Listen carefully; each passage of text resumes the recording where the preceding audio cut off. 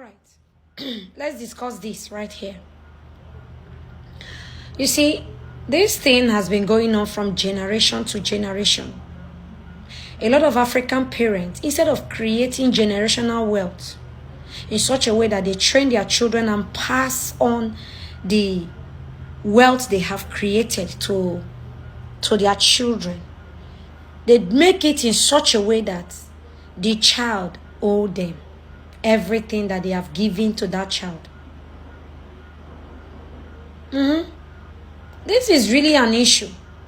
I'll give you an example because I know some of you will be saying, what are you saying? It has been going on and people need to speak up. See, the white folks, these people are not like that. They are not like that.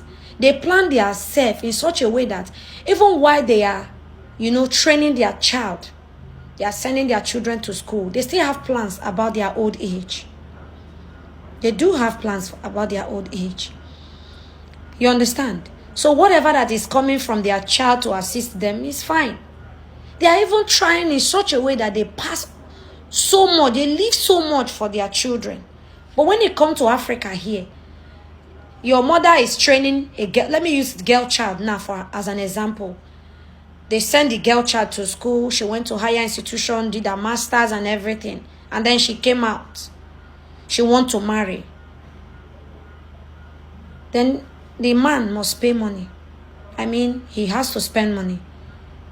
Do you know that some culture in Africa here, the bride price of the woman is determined by the level of her education.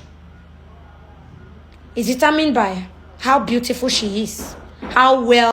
In some places, bride price has increased. Some families even charge 1 million. Some charge even 1.5 million. By the time they put in everything, it's over 3 point something million, only the list.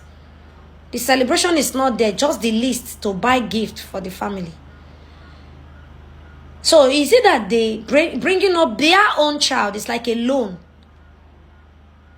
So training up your own child, the child you brought into this world, is not like a loan that she'll have to repay. We need to begin to look into some of the culture and some traditions that we do and abolish some, or even cut down some things. Especially some things that are not sitting well when you're considering the stuff that is going on. How can you say okay, let me give you an example. The other day I was talking to a friend of mine because for those of you, I lived most of my life in Edo State, Benin City. In fact, that's where I studied. I went to University of Benin. So I had this friend of mine who we talk all the time. So a few years back, she traveled to Italy. And she has been there. So I think someone shared my TikTok live stream to her. And she said, I know this lady. I know Happiness. She's my, wow. And then she reached out to me. And then we got talking. And she was telling me all manner of things that her parents are doing to her. She said every time she has stopped calling her parents. When she was traveling, the parents gathered money, gave her some money for her to, travel. She said, Happiness, I have paid that money more than 30, 40 times. But every time I call these people, they always tell me, the house is leaking. Remember, if it's not us, you will not be where you are. Look at Mama Efe. Mama Efe just sent money. Now they have built another house for Efe's mother. They have done this. And you see, the mother will keep comparing her with other people. My own mother gave me money to travel. And then I began to think about it. On a normal day, if we Africans have this mindset of generational wealth, transfer to our children and all of that, If we have that kind of mindset, you will know that when you help your own child to succeed, when you help her to succeed, your target should be not to add more load on her. Your target should be how she can settle and focus on her own children so that the children will be better and also focus on their own children. Am I saying they should not help their mother? No, that's not what I'm saying. Every child should help their parents. They should. But parents should learn how to be contented and appreciate what their kids are giving to them. They should be. It shouldn't be a problem to your child because you brought her into this world. Yes. You carried her for 9 months. Yes. You trained her. Yes. You train her. I'm a mother. I am a mother. And I don't think I'm praying to carry all my old age issue and put it on top of my son or my daughter. I have to start planning it now. We can't continue like this because if we continue, we'll keep recycling the same set of people. We need to begin to talk about these things. You send your daughter to school, so she's owing you. When she finished that school, she have to work. Some parents don't even allow their children to marry immediately. Their male child. They don't allow their male child to marry immediately.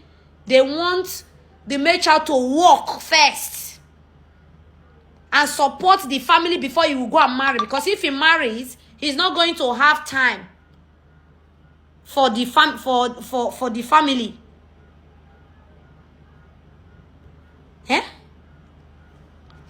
They do it here in Africa. I don't know about other places, but it's going on here. It's on here. How can you train your child because like you are borrowing your child money, and yet you say you love your child? Your target should be how they will become better than you, and then be working on yourself also, so that you don't become a liability to your children. Are we saying children should not take care of their mother? No, that's not what we are saying. Are we saying children should not send money home to their parents? No, every God-fearing man on this earth, every God-fearing children raised by their parents, whether you are raised, in fact, the Bible even taught us whether your parents raise you or they don't raise you, in as much as they're your parents, they said you should honor your parents. There was no place where the Bible says honor the ones that train you. No, if they are your parents, honor them. That's what the Bible says. So whether he's calling you, he's not calling you, in as much as they're your parents, you ought to, call them, reach out to them, support them. But when they now become issues to you, like some of them they did not even send you to school. They feel so much entitled because they brought you into this world. And they become problem to you and your children. This, my friend, told me how they frustrated her in such a way that the guy that came to marry her, the parents said, lie, they will not pay her bride price until they rebuilt the father's house. Until she said she got to a point she had to now say, Mommy and Daddy, let me pay this money again that you people borrowed me when I was leaving for Italy. He said they refused. They said, even if you pay, it's the same thing. These are parents, biological parents. This is not cousin. Parents, as in mother, father, and dad. In fact, she told me, Mama, if you want me to come on live stream and talk about this thing, I will come to your live stream and explain it. This thing that African parents are doing is not helping us. So our dear African parents, even those of us that will soon become African parents, train your children in such a way that they don't owe you anything. Raise them well. You owe them that. You brought them into this world. And when they bring their partner that want to settle down, please don't make that as an avenue to recover all that you have spent. You understand? Because you have spent so much, your time, your love, those money you are collecting.